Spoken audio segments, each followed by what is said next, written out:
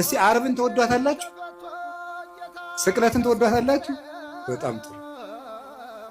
ዓርብን ዓርብ እኮ ስቅለት እኮ ገነት የተከፈተበት ዲያብሎስ የተሻረበት ካሳ የተካሰበት ቤዛችን ኢየሱስ ክርስቶስ ለኛ ቤዛ አስታራቂ ብሎ ስጋውን ቆርሶ ደሙን አፍሶ የሰጠበት ማእከለ ሰማይ ወምድር ሆኖ ምድርና ሰማያትን በሙሉ የቀደሰበት ቀን። ዓርብን ከወደዳችሁት ከጎረቤትም ከልጅም ከቤተሰብም ከዚህ ዓለም ሲስተምም ከባለስልጣንም ከምንም የምንቀበለው መከራ ሁሉ ዓርብን መሳተፍ ስላለብን ክርስቲያኖች ይሄንን ሱታፌ ሊያመልጠን አይገባም። እንዲያውም መንግስተ ሰማያት ከዮሐንስ መጥምቅ እስከ ዛሬ ተገፍታለች አለና ምንድነው ያለው? ግፏን ይትማሰጥዋ ግፈኞች ይነጣጠቋታል ይላል። ይሄን ምን ይላሉ? መከራ አይለፈን ብለው ልክ የተራቡ ሰዎች የሚወዱትን ምግብ እየተነጣጠቁ የሚመሩት መከራውን እየተነጣጠቁ ትሩፋቱን የሚሰሩት ናቸው።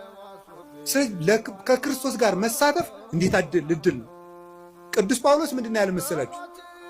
ቢቻለኝስ በሞቱም እንኳን ልመስለው እወዳለሁ ነው።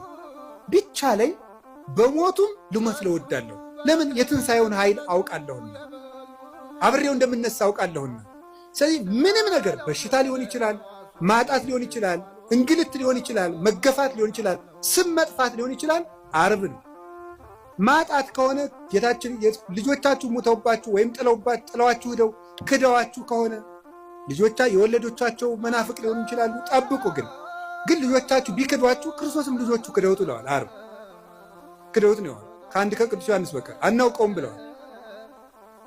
አታችሁ ከሆነ ክርስቶስም ልብሱን አጥቶ ተገፎ ነው። ስማችሁ ተጠፍቶ ከሆነ ክብር ምስጋና ይገውና ወንበዴ ሲባል ሲሰደብ ነው። ስሙ የእሱ ስም ሲሰደቡ ነው። ቆስላችሁት ከሆነ የማይድን በሽታ ይዟችሁ ከሆነ እሱ ሲቆስል ነው። ይሄ ነው። ከሱ ጋር ነው የተሰቀል ነው።